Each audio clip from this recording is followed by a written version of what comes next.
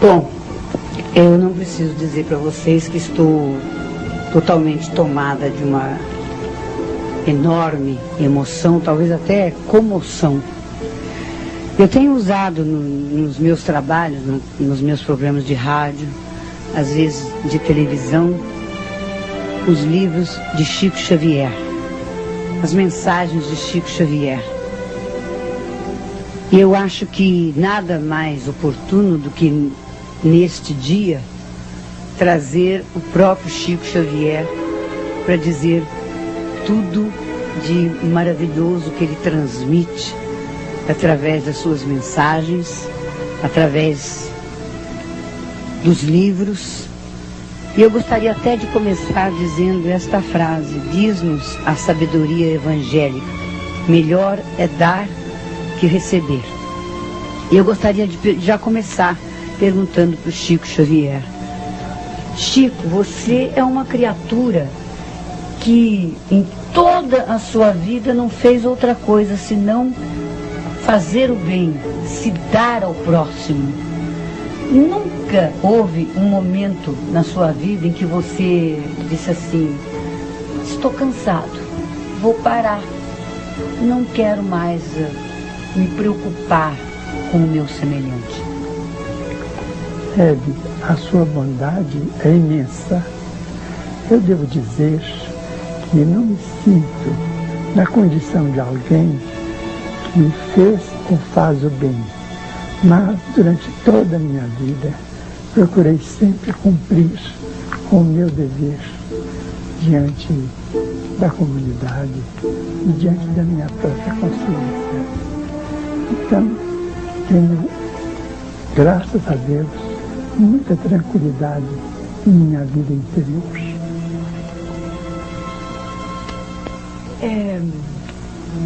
Chico, quais as transformações no mundo desde o nascimento de Jesus?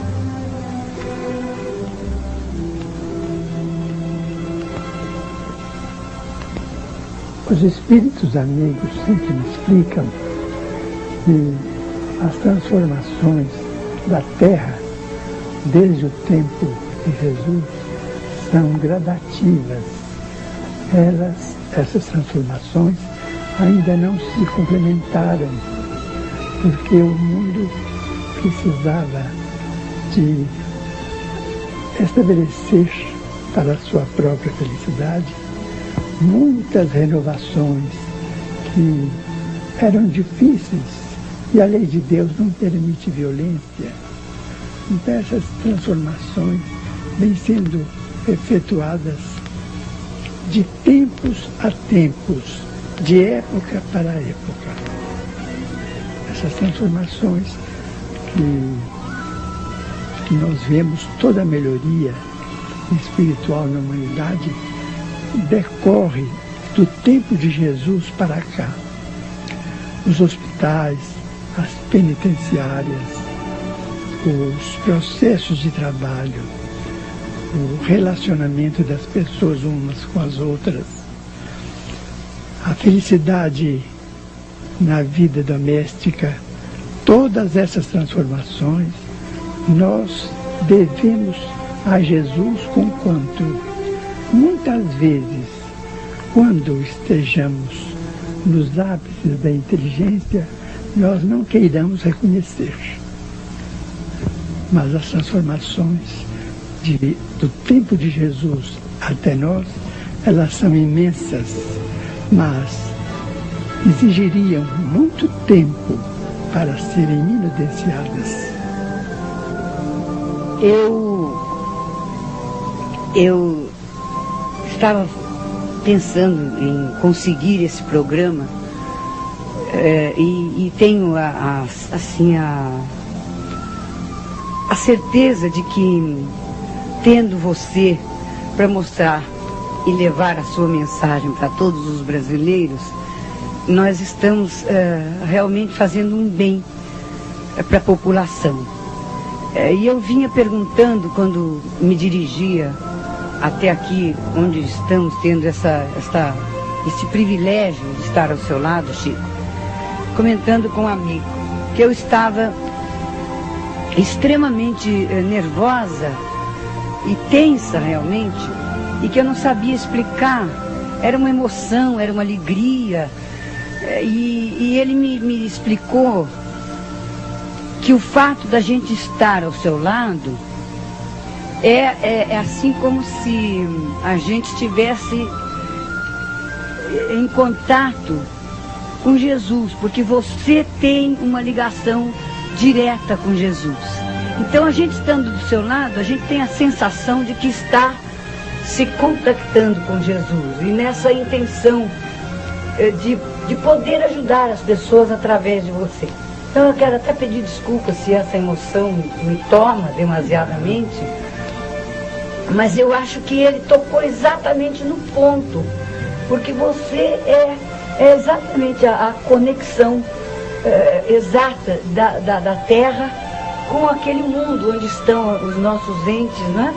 Então eu queria que você passasse isso para os nossos amigos espectadores que nos procuram, aqueles que nos escrevem, que pedem um contato com você, e quando eles querem esse contato com você, é exatamente isso que esse amigo falou. Grande amigo que deu essa imagem que eu buscava e não conseguia. Você sempre e é sempre maravilhosa, porque a sua bondade transparece de todas as suas palavras. Eu não posso ter a presunção de um laço tão íntimo assim com nosso Senhor Jesus Cristo.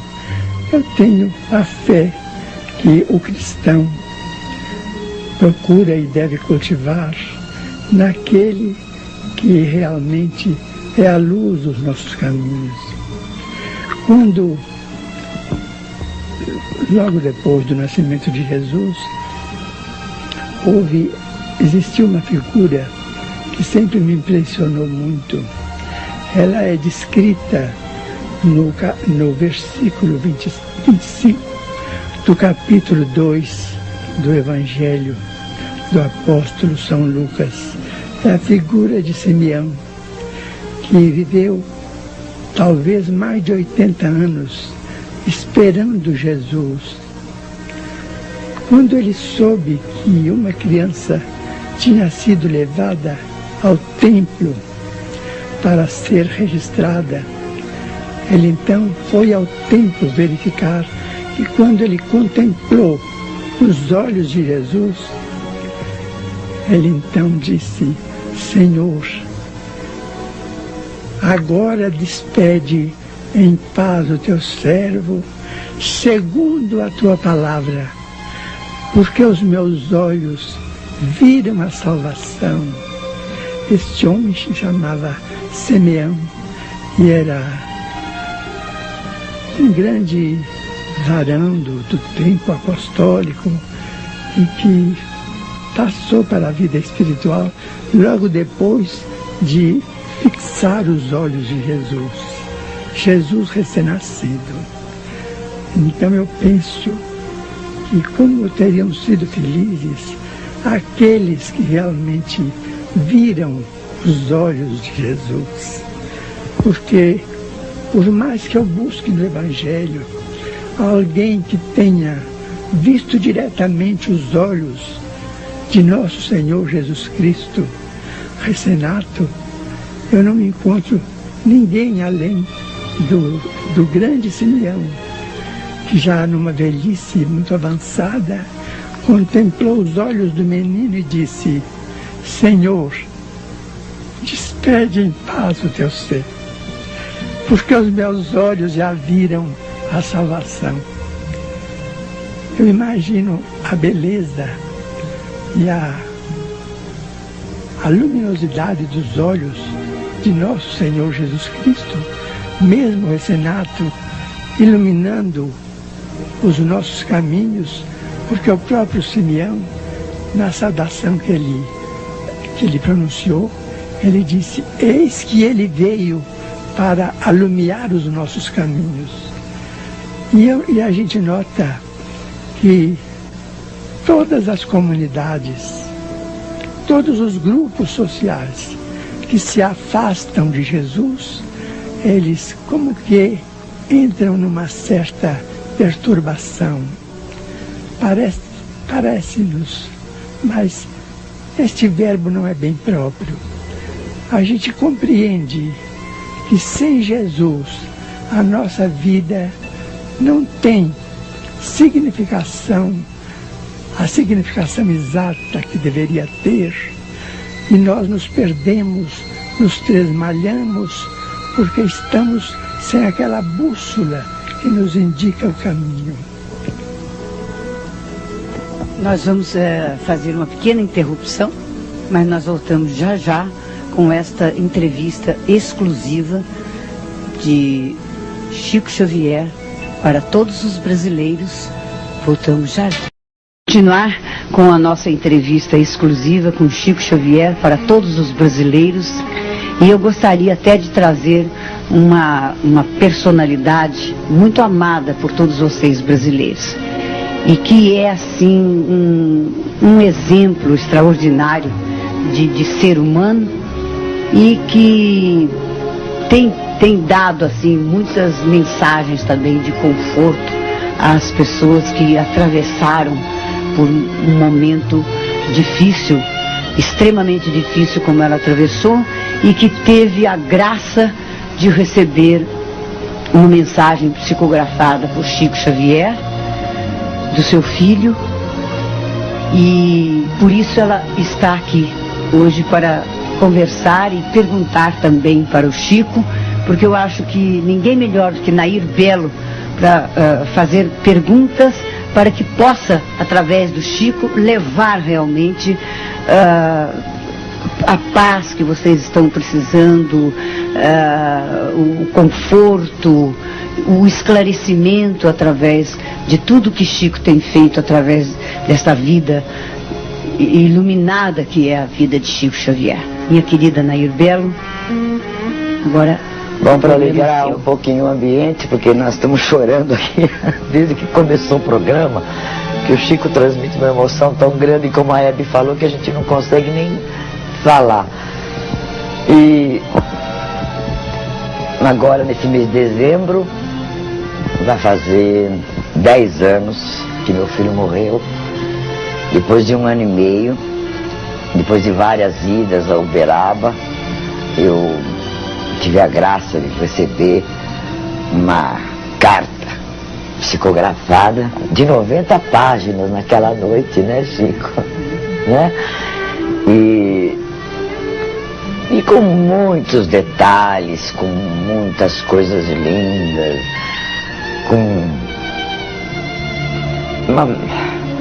Claro que eu fico comovida, se desculpe, mas para mim foi muito bom. Porque eu aprendi com o Chico Xavier e com a mensagem também, que a gente tem mais que tudo na vida ter fé em Deus.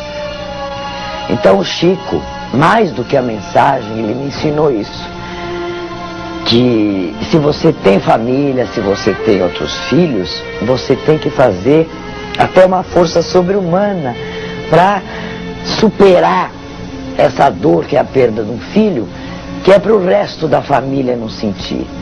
Então essa força o Chico Xavier me deu, além da mensagem maravilhosa, com uma frase que só eu sabia, mais ninguém, que nem a família sabia, que eu achei maravilhoso, um papo numa hora de jantar, que o Chico escreveu lá, e aliás nunca comentei com ele, mas é o que eu quero dizer. Antes da mensagem, a força que ele me deu, a força de dizer que eu tenho que acreditar em Deus, que Ele está lá e que nós temos uma família e temos que continuar a cuidar dela. Não é, Chico? É? Bom, então agora eu aproveito e quero fazer uma pergunta, porque você estava falando sobre Jesus Cristo. E eu queria perguntar para você, e as pessoas que não acreditam em Jesus Cristo? Como é que ficam? Por exemplo, tem várias religiões, mas como eu estou ligada mais à família israelita, ao judaísmo, e eles não acreditam em Jesus, não é? Então, como é que fica depois de tudo aquilo que você falou? Eu tenho aprendido com os amigos espirituais que o Antigo Testamento é o símbolo do homem batendo as portas da providência divina, pedindo uma revelação de luz para que a estrada da criatura humana seja iluminada. E que o Novo Testamento é a resposta da divina providência ao homem, muitas vezes desesperado, ensinando esse caminho. Os profetas significam a pergunta e Jesus a resposta. Então, eles ensinam, esses amigos da espiritualidade, que nós devemos considerar os antigos profetas como nossos antepassados autênticos, aqueles que nos deram bases para que fosse feita a genealogia de nosso Senhor Jesus Cristo aqui na terra, sabendo nós que Ele é considerado filho de nossa Mãe Santíssima, Maria de Nazaré, da tribo de Davi. Então nós devemos aos nossos antepassados o maior respeito. E no texto de Isaías, no Antigo Testamento, existem trechos que são absolutamente proféticos, anunciando aquele que viria até nós para se sobrecarregar de nossas dificuldades, para liquidá-las.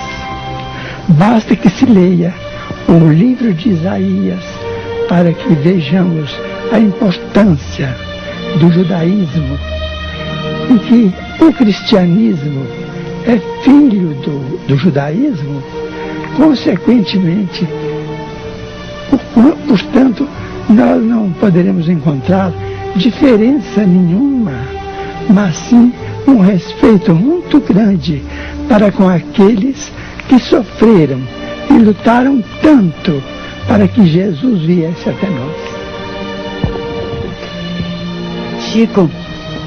Chico Xavier,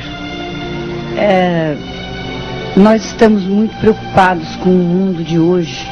Eu não sei, essas enchentes, de repente secas terríveis, terremotos, as últimas catástrofes que aconteceram no México, na Colômbia, nos Estados Unidos. Será que isso tudo que está acontecendo agora está realmente chegando ao fim e nós ainda não nos apercebemos? Ou isso é um alerta porque está enfraquecendo a fé que sempre existiu nos povos e de repente a falta de fé talvez esteja levando o mundo a essas coisas tão catastróficas que estão acontecendo? Hebe, muitas vezes nós falamos em fim do mundo, mas a verdade é que se houver um fim do mundo, este fim do mundo se debitará à ambição e ao ódio entre os homens, mas não a uma ordem divina. Vejamos bem a questão dos armamentos. Os armamentos são cada vez mais especializados para veicular a morte de milhões de pessoas. Então, o homem não tem que indagar sobre o fim do mundo, porque qualquer transformação mais trágica do mundo virá do homem e não da bondade de Deus. Agora, sobre os nossos tempos, nós vamos pensar num problema que deve ser examinado. Nós estamos no término de um milênio, o segundo milênio da vida cristã. Este segundo milênio foi caracterizado por guerras quase que constantes, sendo que a primeira durou 195 anos, em que os homens se exterminaram uns aos outros, criando dificuldades kármicas para a humanidade muito grandes. Foram as guerras das cruzadas.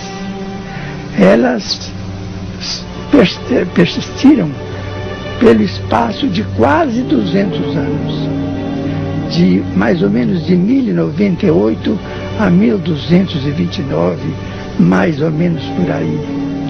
De modo que começou a guerra entre os cristãos e os não cristãos. E as lutas foram terríveis, de acordo com as possibilidades bélicas daquele tempo, do princípio do milênio. Elas foram tão cruéis quanto as da agora, em que a inteligência humana refinou o processo de extermínio. De modo que tivemos guerras numerosas, entre as quais vamos destacar uma durou 100 anos, entre a França e a Inglaterra, no século XIV e no século XV. Essas guerras não foram brincadeira. As criaturas humanas adquiriram fichas kármicas muito dolorosas, porque tudo aquilo que nós semeamos, nós devemos colher. Então, no fim deste século, nós estamos colhendo o que nós temos semeado, quase que desde o princípio.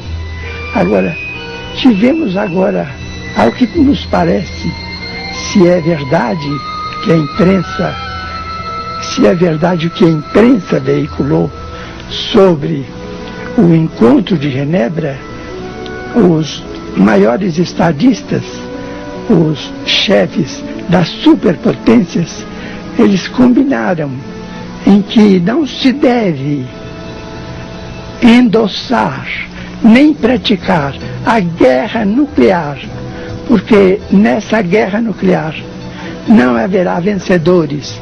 Isto já é o princípio de uma bênção de nosso Senhor Jesus Cristo para sossegar a fúria do ódio entre as nações e atenuar os sofrimentos criados pelos próprios homens sobre as suas próprias cabeças. Porque, Chico, pelo que a gente tem visto, e você agora tocou num ponto realmente, né, do encontro dos dois mandatários, né? Eu estou aqui com um livro, Paz, que é tudo que o mundo deseja, né? Paz. Mas paira sobre nossas cabeças uma profecia de uma terceira guerra. Tudo indica que, se não trabalharmos coletivamente com todos os meios ao nosso alcance para que isso seja evitado, de fato, uma nova calamidade pode ocorrer sobre nós.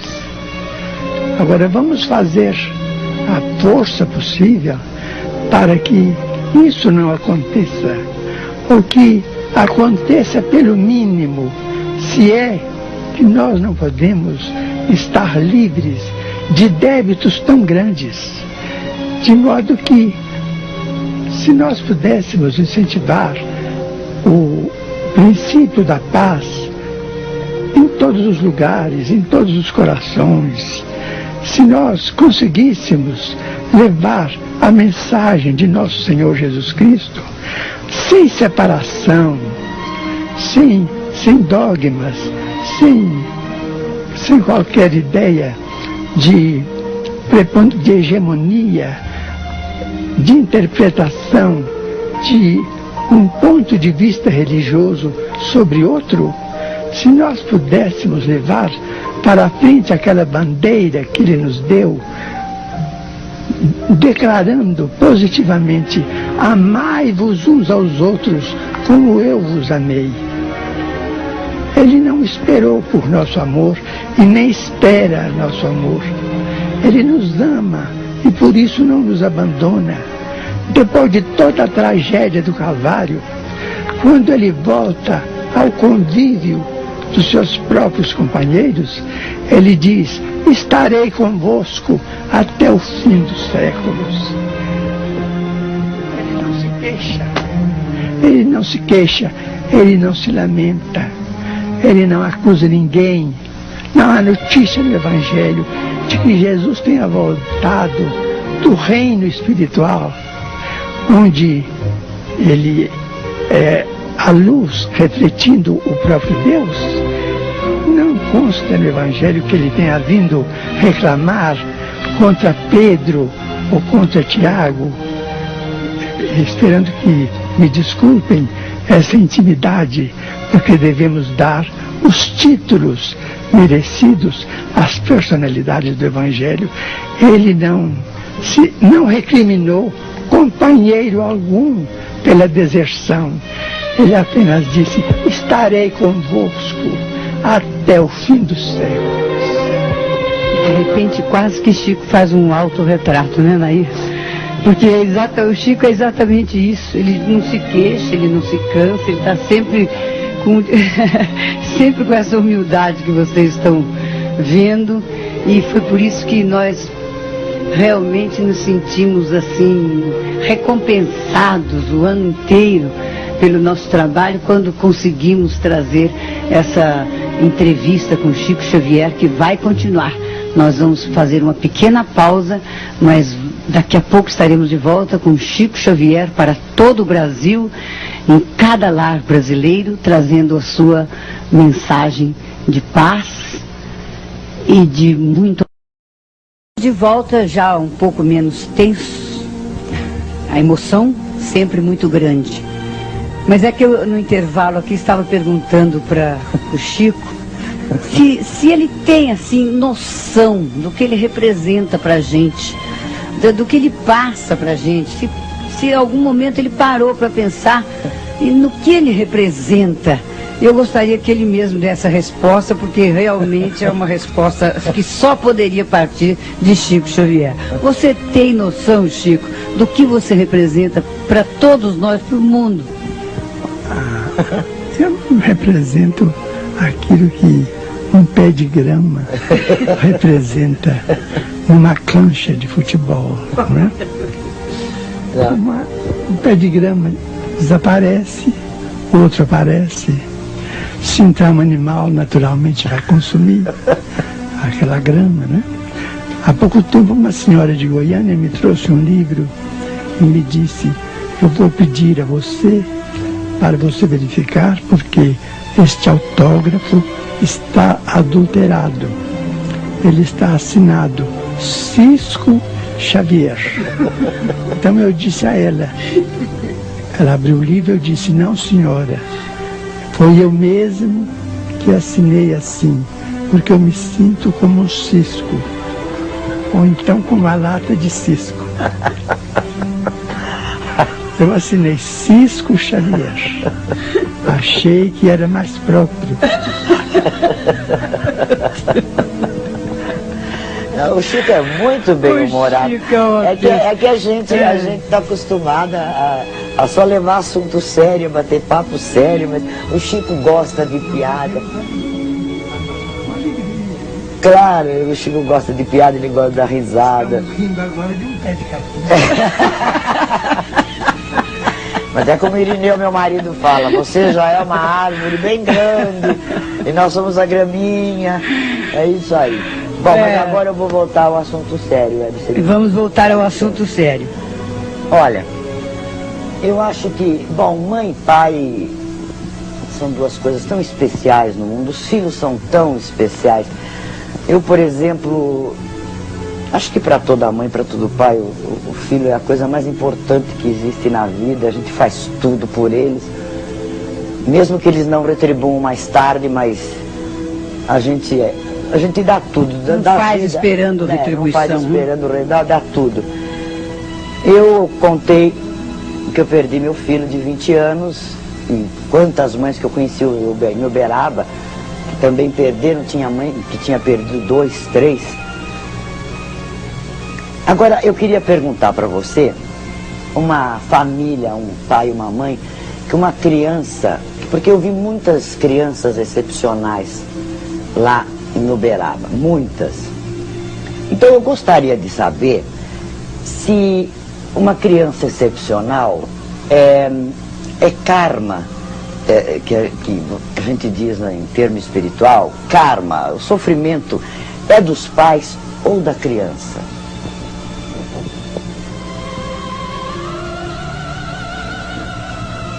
Nair, a criança excepcional sempre me impressionou pelo sofrimento de que ela é portadora, não somente em se tratando dela mesma, mas também dos pais. E isso tem sido tema de várias conversações minhas com o nosso Emmanuel, que é o guia espiritual de nossas tarefas. Ele então diz que, em regra geral, a criança excepcional é o suicida reencarnado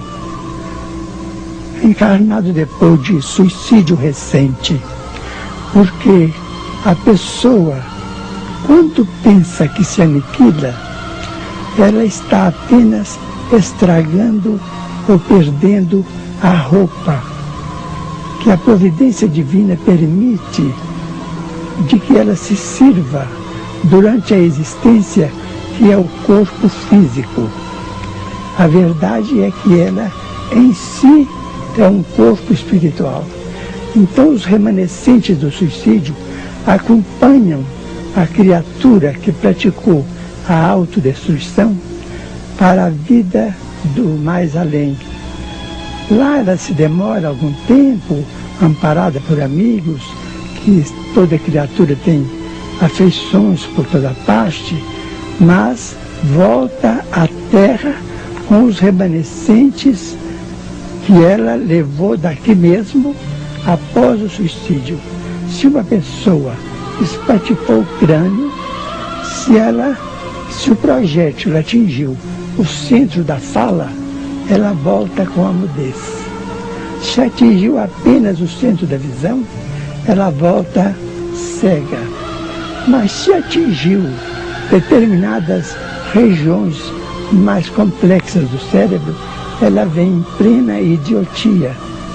E aí os centros fisiológicos não funcionam.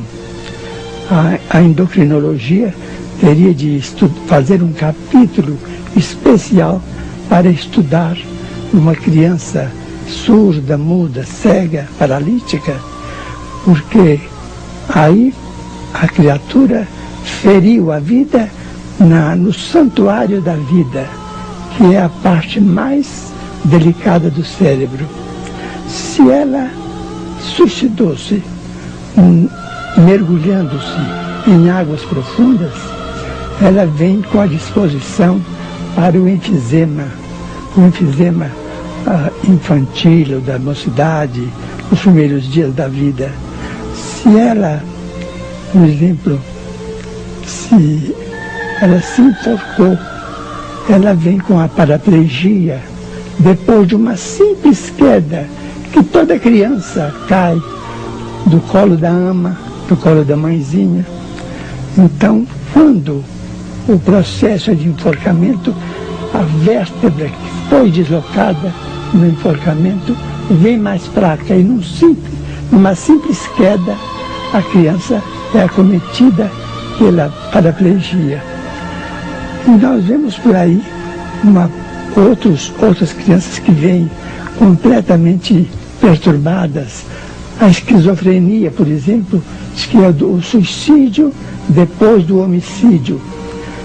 O complexo de culpa adquire dimensões tamanhas que o quimismo do cérebro se modifica e vem a esquizofrenia com uma doença verificável, porque através dos líquidos expelidos pelo corpo é possível detectar os princípios da esquizofrenia. Mas a esquizofrenia é o homicida que se fez suicida, porque o complexo de culpa é tão grande, o remorso é tão terrível, que aquilo se reflete na própria vida física da criatura durante algum tempo ou muito tempo. Mas uma criança retardada, ela sente o que a mãe e o pai falam para ela, por exemplo, palavras de amor ou palavras sem amor, bruscas, ela sentem, ouvem, registram e sabem de que modo estão sendo tratadas. Elas são profundamente lúcidas na intimidade do próprio ser. A criança vem somente com aqueles que têm capacidade para amá-la e ajudá-la a passar aquele transe temporário de 13, 20, 30 anos, e geralmente os excepcionais desencarnam muito cedo. Só com criaturas. A certa feita, uma senhora em Uberaba nos procurou e me disse: mas eu sou mãe dessa criança excepcional, eu sinto uma criatura amarga, sofro muito com isso. E o que Emmanuel disse para mim? Ele disse assim: minha filha, a maternidade é um privilégio que Deus concedeu à mulher. Então toda mulher desfruta deste privilégio da providência divina. Mas os filhos excepcionais são confiados tão somente às grandes mulheres que têm capacidade de amar até o infinito.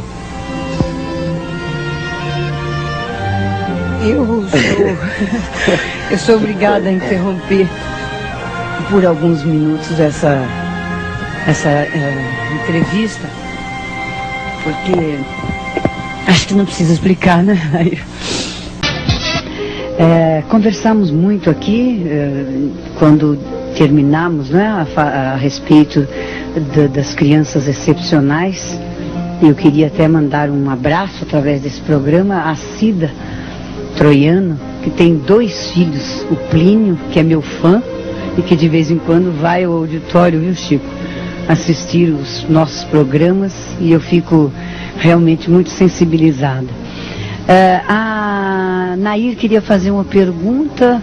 Não, eu ia perguntar pro Chico se não está na idade de você parar de trabalhar. Não? Ele trabalhou tanto já na vida? Eu estou quase com 76 anos. De maneira que já não tenho o corpo de uma pessoa de 20. Mas estou fazendo o possível, né? Não estou trabalhando muito, mas estou trabalhando devagar. Estou como um relógio que ficou estragado e que os ponteiros estão um tanto desorientados, mas andando. Você dá uma cordinha, né? Uma cordinha. Uma cordinha. Ô Chico, me conte uma coisa. Existirá algum significado especial no nome de Jesus? Você poderia citar, assim, para todos nós, um fato pessoal do seu conhecimento? Eu peço licença para contar alguma coisa a respeito. Aí, por volta de 1953 até 59, quando mudamos para Uberaba, nós sempre, desde muitos anos, fazíamos assistência.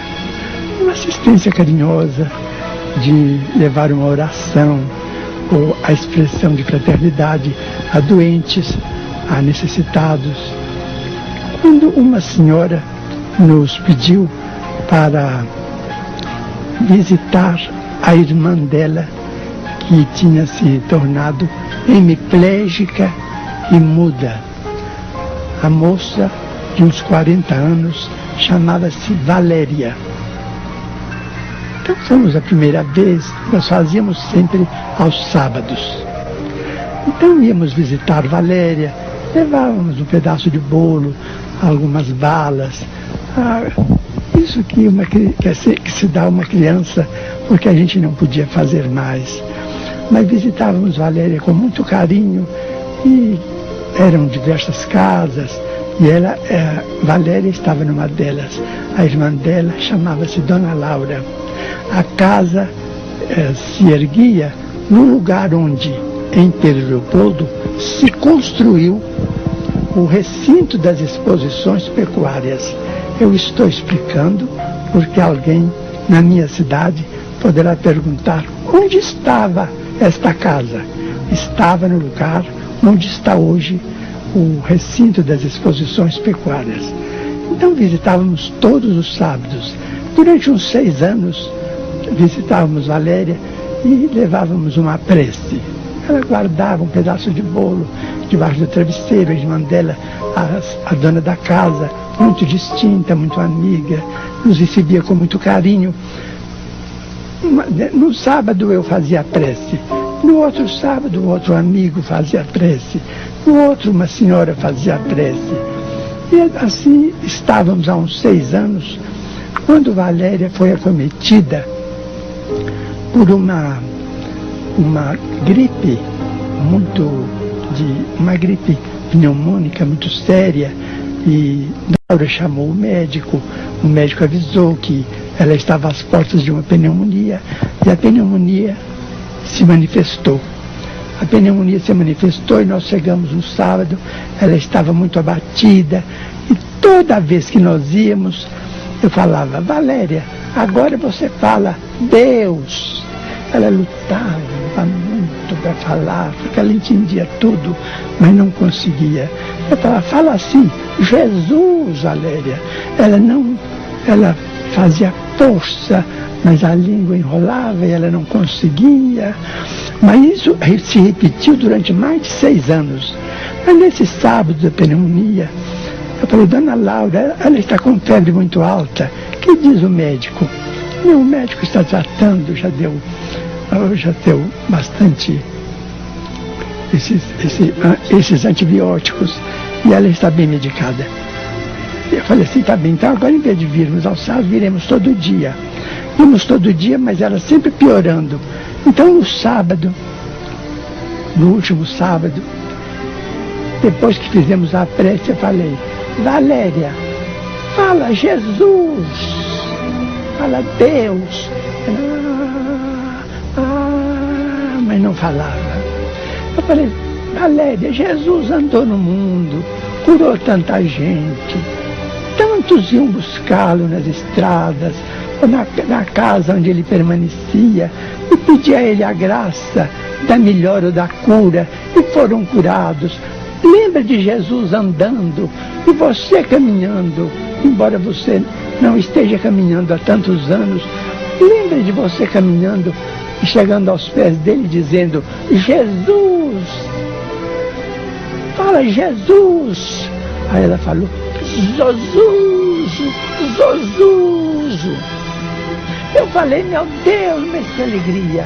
Valéria falou o nome de Jesus. E que coisa maravilhosa. Dona Laura, venha cá para a senhora ver. Ela com muita febre, mas ficou satisfeita. Jesus, Jesus, eu me esqueço daquele nome vibrando nos meus ouvidos. Eu falei: ela vai melhorar. Ela está falando de Jesus, Dona Laura. Nós todos muito alegres, ela sorrindo, mas desinteressada do bolo que tínhamos levado, a febre muito alta. Valéria, repete, eu estou tão interessado, eu estou tão feliz de ver você falar o nome de Jesus. Fala: Jesus, Jesus. Ela falou: Jesus, Jesus, mas dando todas as forças.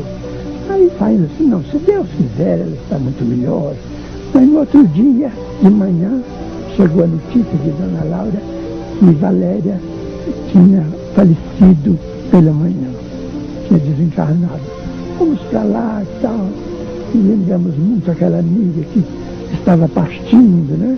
Nos comoveu muito, e sofremos bastante, porque ela era muito, muito querida, ela era muito uma criatura que não falava, mas ela tinha gestos extraordinários. Mas os anos rolaram, os anos passaram, eu mudei para Uberaba, e em 76 eu fui vítima de um infarte. Um infarte que me levou, o médico então me hospitalizou em casa. Disse assim, não, você pode conturbar o ambiente do hospital com visitas, é melhor você ficar hospitalizado em casa. A porta do quarto ficará com acesso apenas a essa senhora que é enfermeira. É uma senhora que está conosco, de nome Dona Dinorá Fabiano. Então, Dona Dinorá que entrava, era a única pessoa que entrava. Eu ficava 20 dias, mais ou menos, imóvel. E eu fiquei. Mas isso não me impedia que os espíritos me visitassem. Então, muitos amigos desencarnados de Pedro Leopoldo, de Uberaba, entravam assim, à tarde ou à noite, entravam, e eu conversava em voz alta. Eu falei, Dona Dinorá, quando a senhora me encontrar falando sozinho, a senhora não se impressione, eu estou conversando com alguém. Ela falou, não, eu compreendo. Ficou naquilo, não é? E uma tarde entrou uma moça muito bonita no quarto, e tinha sempre uma cadeira perto da cama. Ela entrou, eu falei, pode fazer o favor, pode sentar, mas falei em voz alta. Ela falou, se você não está me conhecendo, eu falei, olha, a senhora vai me perdoar, eu tenho andado doente, com problema circulatório, e eu estou com a memória estragada, eu não estou me lembrando, mas era uma desculpa, é porque eu não estava reconhecendo mesmo. Então ela falou assim, mas nós somos amigos, eu quero tão bem a você. Uma moça morena, muito bonita. Aí eu falei, olha, eu não posso, assim de momento, fazer muito esforço de memória, porque o médico me recomendou repouso mental. Mas a senhora faz o favor de dizer o nome. Ela falou assim, não, eu não vou dizer, eu quero ver se você lembra. Eu falei, eu sou sua amizade, uma das suas amizades, de Pedro Leopoldo. Eu falei assim, então a senhora pode falar. Se a senhora falar Maria ou Alice, eu conheço tantas, então falo o sobrenome da família, porque pela família eu vou saber. Ela falou assim, não, eu não vou falar, eu vou falar um nome só. Quando eu falar, você vai lembrar quem é que eu sou. Eu falei, então a senhora faz o favor, fala o nome que a senhora quer falar. Ela falou assim, Zozuzo. Eu falei, ah, meu Deus, é Valéria, meu Deus. Valéria, como você está bonita. Eu não mereço a sua visita. Assim, não, mas eu me lembrar dos nossos sábados, em que nós orávamos tanto. Eu lembrei da última palavra e vim te trazer confiança em Jesus. Pôs a mão no meu peito e a dor desapareceu. Então isso para mim, eu acho que o nome de Jesus é tão grande que remove os nossos obstáculos orgânicos. Eu estou com uma angina que ficou como sendo uma herança do infarto. Mas uma angina muito bem controlada. Eu sigo as instruções médicas, as instruções dos amigos espirituais. Me abstenho de tudo aquilo que eu não posso usufruir, de modo que, graças a Deus, estou, vamos dizer, eu estou doente, mas estou são. Se alguém puder compreender. Agora, dá uma paradinha, né? Vocês desculpem, telespectadores, É que é tudo tão bonito, né? É tudo tão verdadeiro, é tudo tão emocional, é que eu vou pedir licença mais uma vez para a gente dar mais uma paradinha, mas nós ainda vamos volta nesse nosso especial com Chico Xavier, numa das respostas do Chico, quando ele mesmo falou sobre o encontro do Reagan e do Gorbachev, sobre as guerras, né? O próprio homem cava, né, o Chico, as suas próprias guerras. Seria, por exemplo, então, que o próprio homem é que cava também as pestes que estão por aí, o câncer, agora o AIDS e outras tantas que estão alarmando o mundo todo? Há um conceito antigo que assevera: Deus socorre a criatura pela própria criatura. Então vamos pensar. A bondade divina suscitou a inteligência humana para sanar o problema da distância. E o problema da distância foi vencido pelo avião, pelo automóvel, vamos dizer, pelo motor. A misericórdia de Deus inspirou a inteligência humana e o homem venceu uma peste como sendo a varíola, através da vacina, que o homem se libertou da febre amarela, da peste bubônica, da varíola e de outras moléstias consideradas quase que irreversíveis ou fatais. O homem sentiu necessidade de mais aproximação uns com os outros, e a bondade de Deus, através da inteligência humana, nos deu a onda artesiana, o rádio, a televisão e todo esse mundo de comunicações em que dentro de segundos o que acontece no hemisfério pode ser conhecido no outro lado do planeta. Então, nós vemos, por exemplo, o homem sentiu o flagelo da fome, mas a bondade de Deus suscitou a cabeça humana diversas formas de produção e, sobretudo, o transporte rápido. E o transporte rápido, se ele é exercido fielmente, ele aniquila a fome. A fome deixou de existir. Mas a inteligência humana não foi ainda capaz de eliminar o ódio criado por ela mesma. Porque Deus não criou o homem para ter o destino de um robô, mas sim de ser um cooperador inteligente do próprio Deus na criação. Então, em matéria de sentimentos, Deus não podia violentar o homem. A guerra se deve ao ódio entre os povos, que ainda não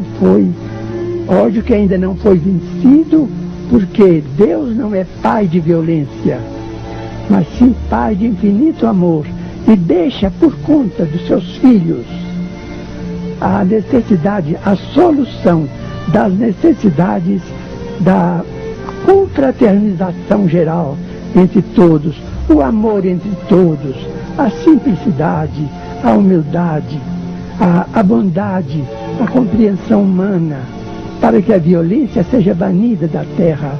Enquanto o homem odiar, enquanto houver ressentimento no coração de alguém, porque o ressentimento é um pedacinho da guerra, enquanto houver ressentimento, então nós somos obrigados a considerar que devemos esse flagelo ao homem considerado, aos homens e às senhoras do mundo, porque ele não é problema que pudesse vir um auxílio exterior para ser exterminado, porque tudo que é perigo exterior, Deus tem suscitado a ciência humana, os recursos para que esses perigos sejam eliminados.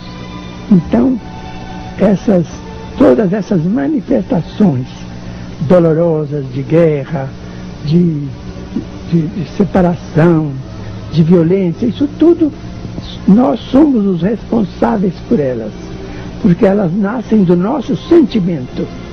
Agora, as doenças, mesmo as que hoje são consideradas perigosas, como sendo o AIDS, por exemplo, e outras doenças, nós confiamos em Deus, que a ciência vai descobrir meios de vacinação, de imunização das criaturas, e todos os males físicos, como o câncer, serão debelados, porque também a tuberculose e a lepra foram debelados. Nair tem uma pergunta que eu acho que é extremamente importante nos dias de hoje. Chico, eu gostaria de saber por que os jovens estão se entregando, os jovens e não jovens, estão se entregando tanto ao tóxico de uma maneira tão desordenada. Eles perderam completamente a noção das coisas. O tóxico, vamos dizer, é um irmão mais inteligente da nossa cachaça, né? Nós também, através do álcool, através de gerações e gerações, temos perdido muita gente através do álcool. Agora, os espíritos consideram, e nós também acreditamos, que essa fascinação pelo tóxico é a necessidade de amor que a criança e o jovem sente naturalmente no seu próprio desenvolvimento. Chico, desculpe, é isso que eu queria saber. Se você acha que o jovem, digamos, que apela para o tóxico, a gente pode considerar uma pessoa carente. O jovem que se abandona ao tóxico, habitualmente ele pode estar com mesadas muito grandes, mas está sem o carinho e sem o calor paterno, materno. Isso é muito sério na vida de quem está começando a existir neste mundo. Muitos pais pensam que carinho e amor é dar mesadas grandes. Às vezes a privação do dinheiro e a doação de trabalho digno é que vai construir uma existência feliz. Como é que a gente pode, por exemplo, ajudar? Eu sei que foi ajudado no caso de um julgamento de uma pessoa que parece que assassinou a mulher e através de uma carta psicografada ele foi absolvido, né? Inocentou o criminoso. E a gente sabe, assim, às vezes, de tantos casos de desencontro entre os casais, não é? De repente uma desarmonia, e a gente tenta ajudar e não sabe como. Eu queria que você, com a sua palavra, com esse dom que você tem de se contactar com Jesus, se você poderia dar uma palavra para essas pessoas que estão atravessando um momento difícil de convívio conjugal, e essa família que não pode se desagregar. Nós temos um problema a resolver nestes casos de imunização espiritual. A imunização espiritual é sempre feita com a palavra centralizada no bem e com esquecimento de todo o mal. Se nós não falarmos coisa alguma a respeito de algum pequenino erro de alguém, aquilo não segue para diante, porque nós devemos ser estações terminais de toda a fofoca. Porque a fofoca é hoje um instrumento interessante, né? Até engraçado, mas a fofoca também mata, né? Também. Agora, o caso de Campo Grande As nossas sessões não são sessões de provocar manifestações. Nós estudamos o Evangelho, comentamos o ensinamento de Cristo e nos colocamos à vontade de algum amigo espiritual que queira se comunicar. A reunião era feita, talvez ali, com umas 400 a 500 pessoas. Algumas do lado de fora, quando essa senhora muito jovem se comunicou para o marido, chamado João de Deus. O terceiro sobrenome eu não me lembro. Então falou com ele e se lembrava exatamente do dia em que eles estavam chegando de uma festa e que ele, ao retirar o cinto de que eles se tinham unido, porque eles tinham feito uns 6 quilômetros ou 8 quilômetros de viagem para ir a uma festa de aniversário, não sei, parece que era uma festa de aniversário. E ele então, temendo a atualidade, os assaltos da atualidade, se muniu de um revólver e pôs no cinto. Então que ela se lembrava perfeitamente da noite em que eles chegavam, em que ela se sentou na cama e que ele, ao retirar o cinto, o gatilho esbarrou em algum corpo que nem ela nem ele poderiam determinar. E o tiro saiu e veio sobre ela, e que ele era inocente de tudo aquilo. Que ela partiu deste mundo lamentando aquele acidente. E como ela sabia que ele estava à vésperas de julgamento, que ela pedia muito a Deus para que os juízes e para que os jurados considerassem a inocência dele, ele que tinha feito o segundo casamento e que era pai de um filho, porque o casamento dele com a comunicante era recente, ela não teve filhos, mas que o lar dele estava formado, ele era agora pai. Ela pedia a misericórdia de Deus que atuasse no cérebro dos juízes e dos jurados, para que ele fosse libertado, para que essa senhora, que era a segunda esposa dele, e o filhinho, a criança, não sofressem privações com a ausência dele, que ele marchasse com a inocência dele para o julgamento, mas que Deus havia de abençoá-lo, que Jesus havia de lembrar dele. Então eu soube, depois não soube de mais nada, senão pelo jornal, que os 7 jurados deram a favor dele. E ele foi liberto. E agora você me lembrou uma coisa que você sempre diz, que as pessoas que estavam lá e que viram, e o Chico sempre diz pra gente, que o telefone não toca daqui para lá, é sempre de lá para cá, que não adianta a gente querer insistir em querer falar com... Tem que aguardar o chamado, né, Chico? Quando vem espontaneamente, vem de uma maneira que a pessoa sente no coração que ela está recebendo a verdade. É verdade, eu posso provar isso. Nós vamos fazer uma ligeira interrupção e voltaremos daqui a pouquinho.